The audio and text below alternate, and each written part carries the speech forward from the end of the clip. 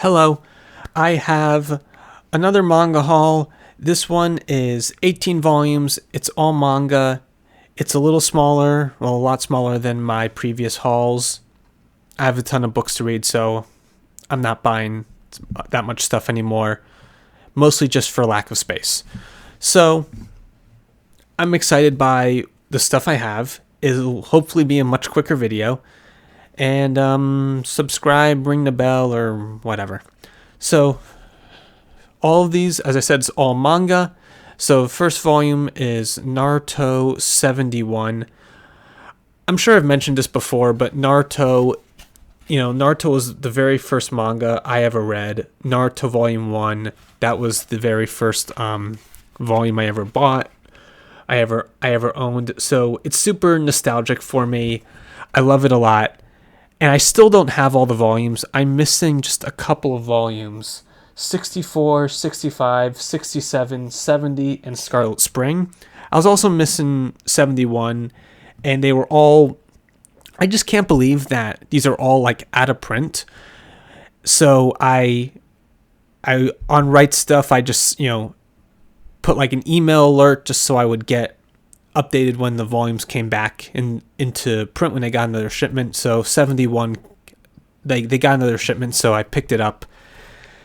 And I'll just be picking up the rest of the volumes when they come back into print, or if I can find them for not too terribly expensive. I think of the volumes I mentioned, one or two of them might be like $20.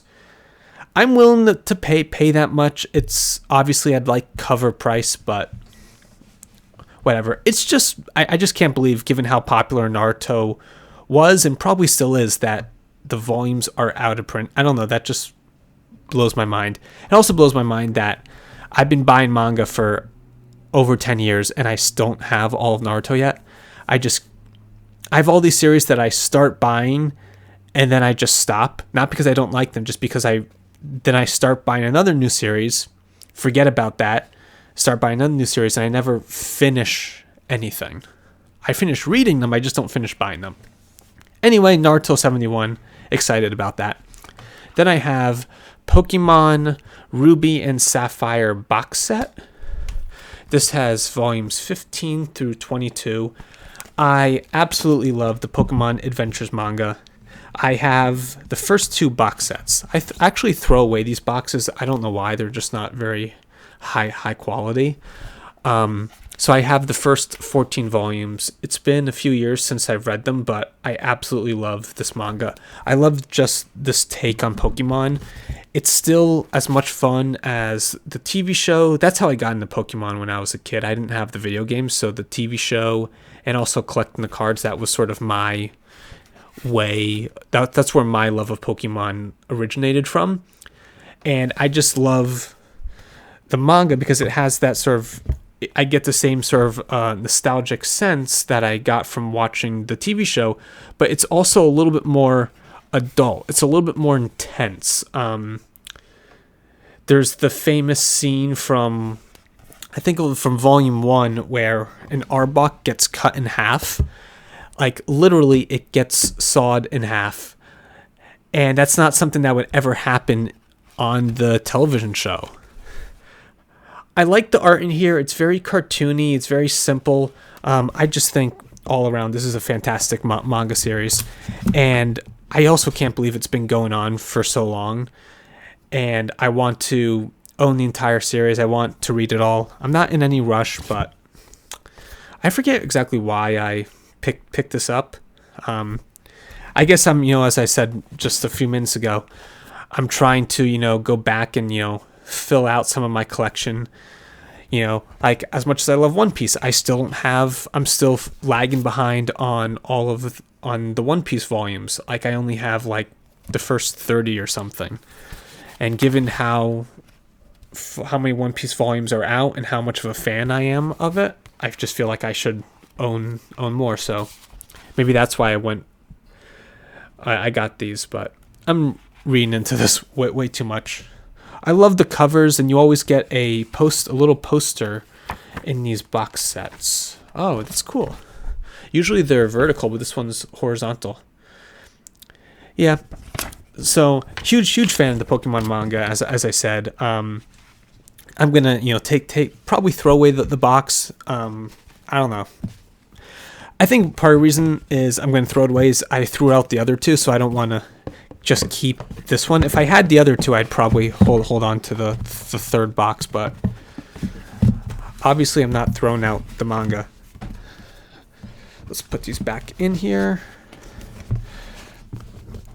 I'd be curious to know how many people have actually read this manga because I feel like it's not as popular as it should be.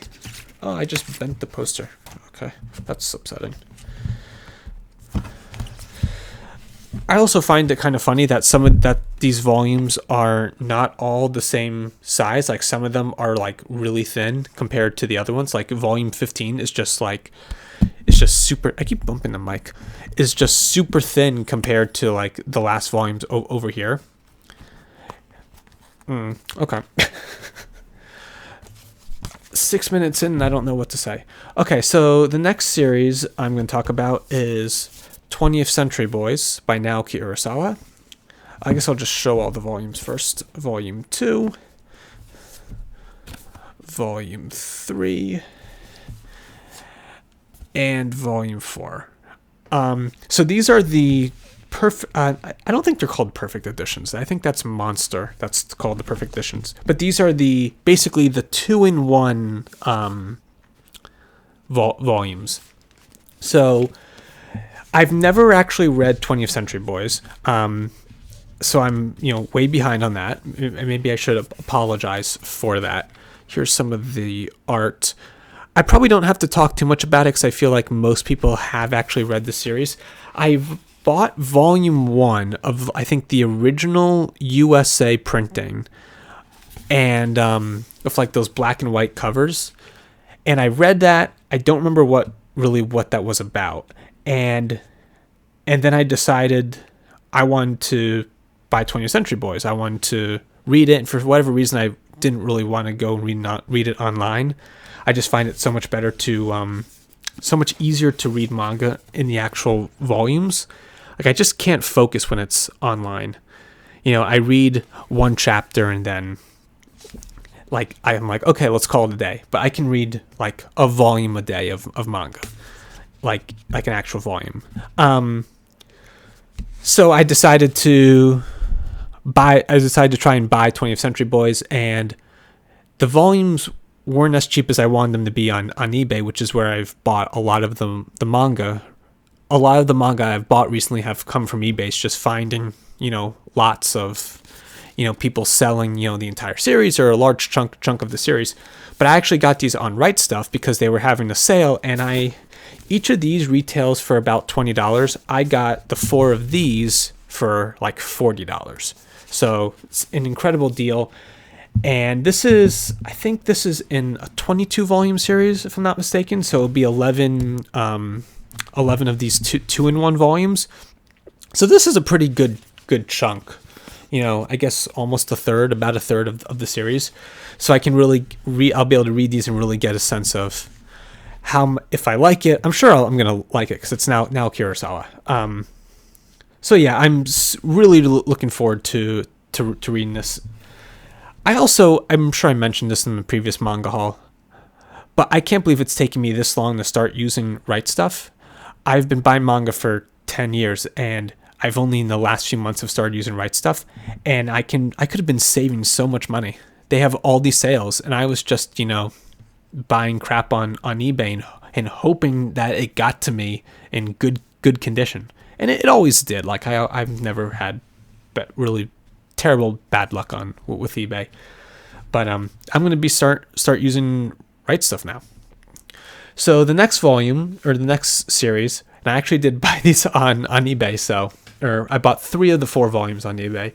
This is a complete series. It is Showa History of Japan.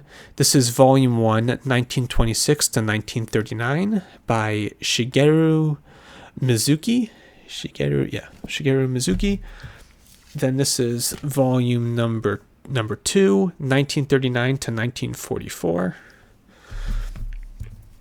Volume 3, 1944 to 1953. And then the final volume. Oh, it's stuck. Okay. 1953 to 1989. So I read this manga series when I was in college. It was about, so I read it like three years ago. And essentially what it is this is a history of Japan. It just almost reads like a history textbook. And Shigeru Mizuki is such an influential manga creator in Japan, but he's not really popular outside of Japan. And even in Japan, he's sort of like understated.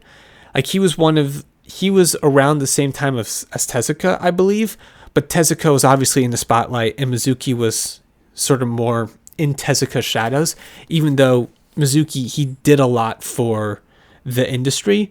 He did a lot for the world of manga, but from what I understand, he sort of went in the opposite direction of Tezuka. His works were a little bit more, they weren't as fantastical. Like Tezuka often gets compared to like Walt Disney, and he was certainly influenced by Walt Disney.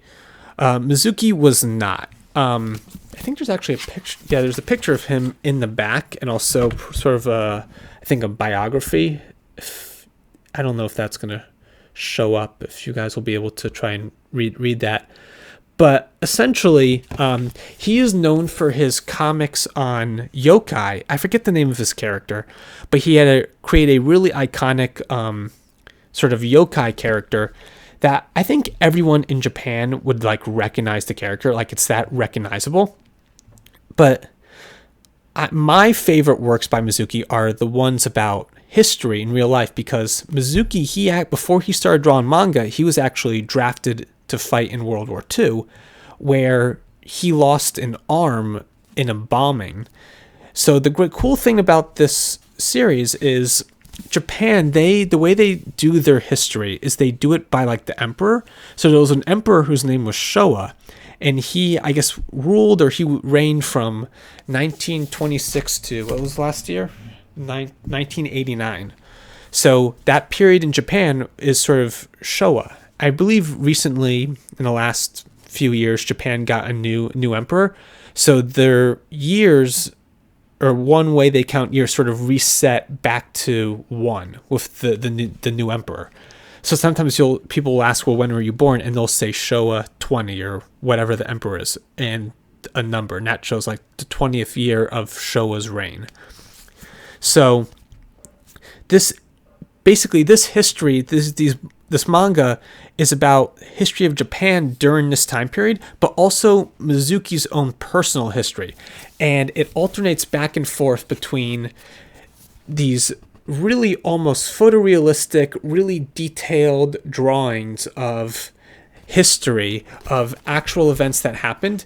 But then he has, I'm going to try and find some really cartoony pictures of himself, of just like what he was going through. So he uses these super cartoony drawings to show his own life, and there's such an interesting contrast of styles, and I just find it incredibly fascinating. I also really love history. Like I loved history in school. It was, probably one of my favorite subjects, maybe after like art or something. He also uses, like in this panel right here, this almost looks like a photograph. So he is really going for historical accuracy. And as I said, he's weaving his own personal history and the history of this period in Japan, up from, I think, again, 1926 to 89, I believe, was the final year. So a lot of these books cover World War II, because as I said, he fought in World War II and he lost an arm. I believe the story, maybe this is probably a spoiler, but I don't know if can you spoil history? He was lying sick on like a bed, like he had I forget what he had, some disease that started with an M, malaria. I think he had like malaria. I think if I remember correctly, he got malaria like multiple times, but he was basically like incapacitated, and the U.S., they bombed the island, or they bombed the part of the island where he was, and he was just lying there, and he couldn't move out of the way, and he lost his arm. And you can find pictures online of him, and he has like one of his sleeves is always like dangling, like he always seemed to wear like long sleeves to hide sort of like what was left of his arm. And it was after he lost his arm that he became this manga artist and found great success. Well, I mean, when I say great success, like I think most of his success probably happened after he died. I'm not an expert in any way, shape, or form, but I just find this manga so fascinating, and I find Shigeru Mizuki so fascinating. And I just, found myself wanting more of his manga in my collection because I feel like he's such an influential creator. And aside from the fact that I want to read good manga, I like trying to learn about manga and trying to learn about comics. And I think he's definitely someone that I should be studying and I should be reading and learning about. And also just, combined with my love of Japan and my love of history, this manga is just super, super cool. It's really slow. It's very dense because, again, sometimes it's just like reading a history textbook, but I highly recommend it. Okay, I didn't expect to talk so much about that. I'll just leave that there. So now the final book is Secret Reverse by Kazuki Takahashi. Now, as I'm filming this, it's been a couple days since Takahashi Sensei has passed away. I don't know when this is going to be uploaded. Probably a few weeks from now. So at the time that you're watching this on YouTube, it will probably be. I mean, I don't want to say old news. That sounds insensitive, but it certainly will be something that most people will know about, and people will have sort of, already people have, done tributes and, talked about him. And I didn't make a video talking about him.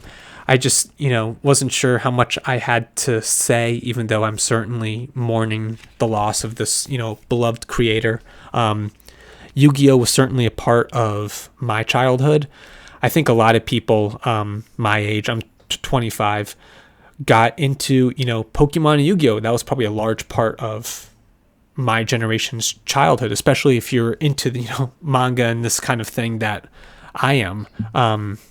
Of course, back then, I didn't really know, or I'm going to go as far as say is like we didn't know. I think many people didn't even know what manga or anime was. We just saw these shows, Pokemon and Yu-Gi-Oh!, and just thought they were really, really cool. And I bought a lot of the Yu-Gi-Oh! Cards.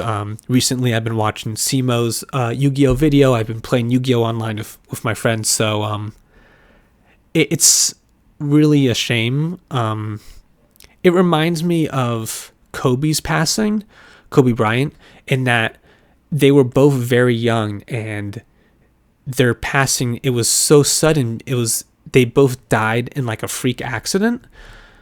And it just sort of leaves you wondering, like sort of like why, and could it have been prevented? And obviously, anyone passing is a terrible loss.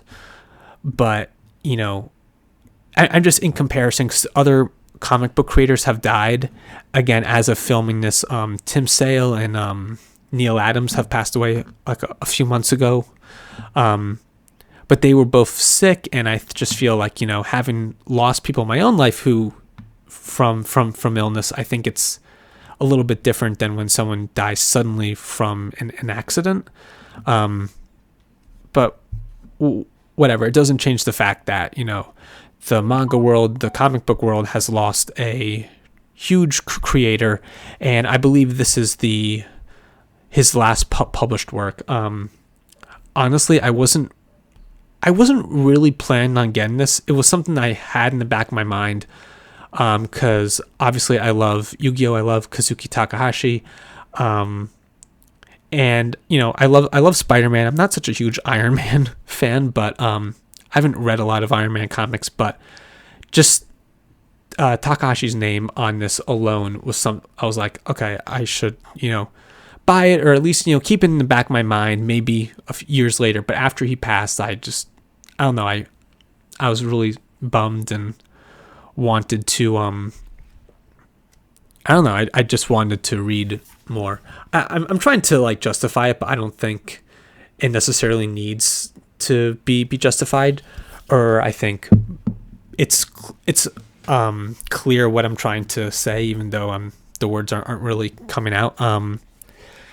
So again, I don't know when this will be posted on YouTube, when you guys will be seeing it. Certainly it will be a few weeks from when I'm recording, so certainly news of his passing will have reached everyone, but this is, I guess, in a way, my sort of I don't know if tribute's the right word, but my thoughts on his passing, as late as they will be when this gets uploaded to YouTube.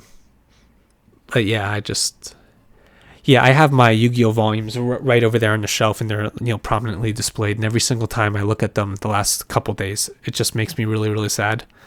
Because he was still, I mean, the new Yu-Gi-Oh stuff, hasn't really been my favorite, as much as I've loved reading, Zexal and Arc 5. Like, I read those manga fairly recently, but he was writing stuff like this. He wrote another manga, I forget what it's called, a few years ago, that was a mystery that had nothing to do with Yu-Gi-Oh. So clearly he had more stories to tell, and I think more than anything bummed about that. Because Yu-Gi-Oh's gonna carry on. It will contain Takahashi's spirit. But I just kind of want to know what other stories he had in him.